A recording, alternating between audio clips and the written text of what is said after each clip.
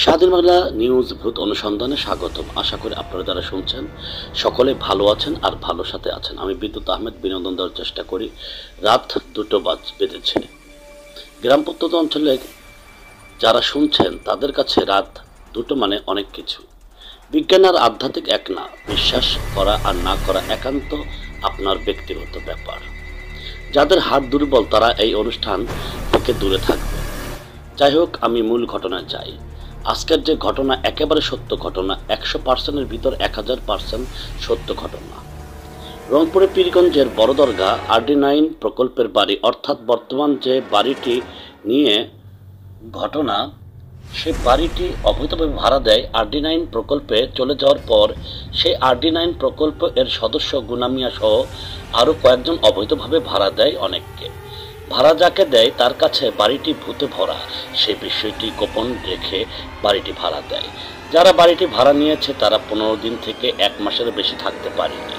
সম্প্রতি পুলিশের এক দম্পতি সেই বাড়িটি ভাড়া নেন। পরে কয়েকদিনের মধ্যে সেই পুলিশ এর দুধের শিশুটির মৃতদেহ পাওয়া গেলে ভালো হতো, তবে পাওয়া যায়নি। পাওয়া গিয়েছে শিশুটির কচি পা এর নিচের অংশ। রাতে দরজা জানালা বন্ধ থাকার পরেও দুধের শিশুটি মারা গেল কিভাবে তা এখনো রহস্য। বা কে বা কারা এই হত্যাকাণ্ডে জড়িত তা এখনো খুঁজে বের করতে পারেনি। এরপর এক হুজুর দম্পতি সেই বাড়িটি ভাড়া নেন।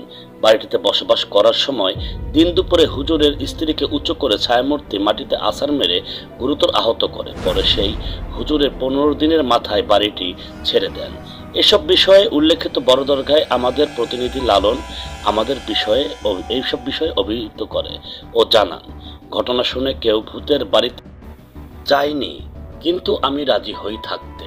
কারণ আমি সে সময় আল্লাহ, নবী, সৃষ্টিকর্তা, রাসূল, পবিত্র কোরআন, হাদিস, ভূত প্রেত, জিন সব কিছুকে আমি বিশ্বাস করতাম না। মানে এই সব কিছুকে আমি বিশ্বাস করতাম না, কারণ আমি নাস্তিক ছিলাম, পুরো খাঁটি নাস্তিক। যে কারণে আমি ভূত অনুসন্ধানে রাজি হই।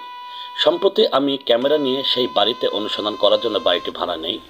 বাড়ি ভাড়া দেওয়ার সময় বাড়ির ভিতরে আমি ঢুকি, কিন্তু বাড়ির ভাড়া দেওয়া গুনামিয়া নামক ব্যক্তি বাড়ির বাইরে থাকে। আমি ভিতরে অনেকবার আসতে বললেও ভিতরে তিনি আসেননি। আমি গুনামিয়াকে প্রশ্ন করি, বাড়ির ভিতরে খাট ও অন্যান্য জিনিস কার? উত্তরে বলেছে এগুলো আগে থেকেই আছে। যাই হোক, আমি বিকাল 5টায় বাড়িতে প্রবেশ করি ও বাড়ির ভিতরে ময়লা পরিষ্কার করি। এভাবে সময় কেটে যেতে থাকে। রাত 9টা বাজে। আমি গোসল করে বড় দরগা দ্বীপজলের খাবার হোটেলে যাই খাবার খেতে। আমাকে অনেকে জিজ্ঞাসা করে, আপনি কার কাছে এসেছেন? আমি আমার বাসার কথা বলতে অনেকে বলেন, বাবা, বাড়িতে রাতে না থাকাই ভালো। আমি হাসি আর বলি, কেন থাকা যাবে না? তারা বলেছে ভূত আছে। আমি বলেছি ভূতকে বলি দিয়ে খাবার খাবো, অর্থাৎ তার মাংস খাবো। কথা বলে আমি গরুর মাংস দিয়ে সেই হোটেলে ভাত খাই। দিনটি মঙ্গলবার। খাবার খেয়ে বাসায় ফিরি। একটা সিগারেট টেনে ঘুমাতে বাসার ভিতরে খাটে শুই। শোয়ার আগে দরজা জানালা ভালো করে বন্ধ করে শুই। রাত 10টায় হঠাৎ আমার বাসার টিনের উপর প্রচণ্ড শব্দ করে। আমি শব্দ শুনে বলি, ব্যবসাটা ভালো ভাই, ভাড়া নিয়ে আমি অ্যাডভান্স দিয়েছি 3000 টাকা। এরপর ভূত সেজে ভয় দেখিয়ে আমাকে তাড়াবে? আমি এত বোকা না, আমি 3000 টাকা দিয়েছি। এসব বাহানার জন্য জায়গা করো, অন্য জায়গা দেখো, অন্য জায়গায় চেষ্টা করো, অনুগ্রহ করে দয়া করে আপনারা অন্য কারো কাছে চেষ্টা করুন। কি চিটারি বুদ্ধি, ব্যবসা জমজমাট, এই সমস্ত কথা বলে আমি তাদেরকে এই সমস্ত কথা বলি। তবে আমার কাছে এগুলো চলে না। আমি সাংবাদিক, বিদ্যুৎ, অন্য জায়গায় চেষ্টা করো ভাই, এই কথা বলে আমি ঘুমাই। রাত 12টায় আমার সাথে যা ঘটেছে তার জন্য আমি মোটেই প্রস্তুত ছিলাম না। হঠাৎ আনুমানিক 7 জন সাদা কাপড়ে মোড়ানো কয়েকজন আমার খাটের চারপাশে দাঁড়িয়ে আছে। এর মধ্যে একজন আমাকে আমার হাত ধরে খাটের উপর থেকে টেনে হেঁচড়ে দাঁড় করায়। আমি তখনও গভীর ঘুমে আচ্ছন্ন, কিন্তু আমি বুঝতে পারছি ঘরের ভিতর সুগন্ধে ভরা। আমি তাকাই, দেখতে পাই 7 জন সাদা কাফনে মোড়ানো এইরকম আমার চারপাশে দাঁড়িয়ে আছে। আমি তাকিয়ে দেখলাম দরজা খোলা। আমি ঘুমানোর আগে দরজাটি বন্ধ করে ঘুমিয়েছিলাম। তাহলে এরা কোথা থেকে আসবে? আমি বললাম, আপনারা কারা? কোনো উত্তর নেই। আবারও জিজ্ঞাসা করি, কে আপনারা? তখন তাদের মধ্য থেকে একজন বলে, চলে যা, এখান থেকে চলে যা, এখানে থেকো না। আমি বললাম, আপনারা কারা? আর আমি এত রাতে কোথায় যাব? আর আমি আপনাদের এলাকায় এসেছি, আপনারা আমার সাথে এমন আচরণ করছেন কেন? কারণ আমি মানুষ ভেবে এই সমস্ত কথাগুলো তাদের বলেছি। আমি তো আপনাদের মেহমান। এ কথা বলার পর তারা একে অপরের দিকে তাকায়, বলে, দেখা ভালো আমি মানুষ ভেবে তাদের সাথে কথা বলেছি। আমি নাস্তিক, তাই জিন ভূত বিশ্বাস করি নাই। তাদের সাথে কথা বলে আমি বলেছি, আপনারা বসুন, আমার বাসায় বিস্কুট আছে, দুজন মিলে খাই, একটু পানি খান, তারপরে যান, যেহেতু আপনি আমাদের এখানে মেহমান। এ কথা বলে আমি ঘরের লাইট এর সুইচ ওপেন করি। ঠিক তখনই তারা উধাও হয়ে যায়।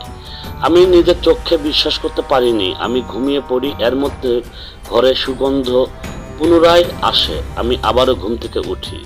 এবার বাইরে আমি বের হই। এবার দেখি 7 জন না, একজন দাঁড়িয়ে আছে। আমি বললাম, চাচা, আপনার ব্যবহারটা আমার মোটেও ভালো লাগেনি।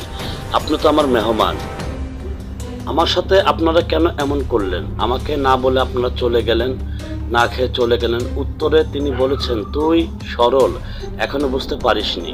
আমি বললাম, চাচা, আপনার নাম কি? সে বলেছে, আমার নাম হাজী সাহেব। তারা বলেছে হারিস, মারিস, অপরজনের নাম সুদ, আর কিছু বলেনি। আমি বললাম, চাচা, আপনার বাড়ি কোথায়? সে আমার কথা শুনে বলেছে, বাবা, এখানে। এ বলে চুপ হয়ে গেল। আমি দেখলাম চাঁদের আলোতে চোখ জলজল করছে। আমি বললাম যে, চাচা, আপনি কি কাঁদছেন? সে বলেছে, তোর মতো আমার এক ভাতিজা ছিল, কিন্তু দুষ্ট হুজুর, ত্রান্তিক, রোকেয়া ও বান মেরে আমার ভাতিজাকে হত্যা করেছে। আমি তাকে ছাড়ব না। আমি বললাম, চাচা, আপনার ভাতিজাকে কোথায় সমাধি দিয়েছেন? উত্তরে বলেছে, অর্জুন গাছের নিচে আমার ভাতিজা রওজা। আমি বলেছি, আপনার ভাতিজার নাম কি? সে বলেছে, খাব্বাব। আমি বললাম, চাচা, কিছু খাবেন? এবার বলল, বাবা, তুই তো সরল, আমি তোকে আজ খাওয়াবো। এ কথা বলে আমার হাত ধরে টেনে নিয়ে যায়। যাওয়ার আগে আমি বলেছি, চাচা, দরজায় তালা দেই? তিনি বললেন, লাগবে না। এ কথা বলে তিনি আমাকে নিয়ে চললেন। তবে কোন রাস্তা দিয়ে তা আমি বুঝতে পারছি না, কিন্তু আমি হাঁটছি, আর হাঁটার সময় অনেক কথা হয়েছে, তবে সব কথা আমি প্রকাশ করলাম না। হাঁটতে হাঁটতে আমি বুঝতে পারলাম আমি একটি মাঠের মধ্যে দাঁড়িয়ে আছি। হাজী সাহেব আমার হাতে আঙ্গুর, ডালিম ও খেজুর খেতে দিলেন। আমি বলি, চাচা, আপনার বয়স তো 75 বছর হবে এরকম, তাই না? তাও এত সুন্দর দেখতে আপনি, আপনার গা দিয়ে তো অনেক সুন্দর সুগন্ধি বের হচ্ছে। এ কথা বলার পর তিনি যা বললেন তা আমি শোনার জন্য মোটেও প্রস্তুত ছিলাম না। সে বলেছে, আরে বোকা মানুষ, আমি কি মানুষ? আর মানুষ কি এত সুন্দর হয়? আমি তো বাবা মানুষ না। আমি বলি, চাচা, আপনি কি আমার সাথে ঠাট্টা করছেন? এ কথা বলার পর তিনি আমার হাত ছেড়ে দিয়ে অনেক বড় লম্বা হলেন। আমি অবাক হয়ে দেখলাম, এটা কি? পরে তিনি বললেন আমার নাম ধরে, বিদ্যুৎ, বলো আমি কে? এর কিছুক্ষণ পর আজানের ধ্বনি মাইকে শোনা গেল, আর আজানের ধ্বনি শোনা মাত্রই তিনি হাওয়ায় মিলিয়ে গেলেন। পরে আমি মুঠোফোনে আমাদের প্রতিনিধি লালন ও মেস্টা গ্রামের চাচা তাজুল প্রধানকে ফোন করি। তারপর তারা আমাকে বললেন আমি কোথায়। পরে গেটের লেখা মোবাইলের আলোতে দেখলাম মেস্টা ঈদগাহ মাঠে। তারা আমাকে সেখান থেকে নিয়ে যান। পরের এপিসোডে বাকিটুকি বলবো। ধন্যবাদ। যেখানেই থাকবেন ভালোর সাথে থাকবেন।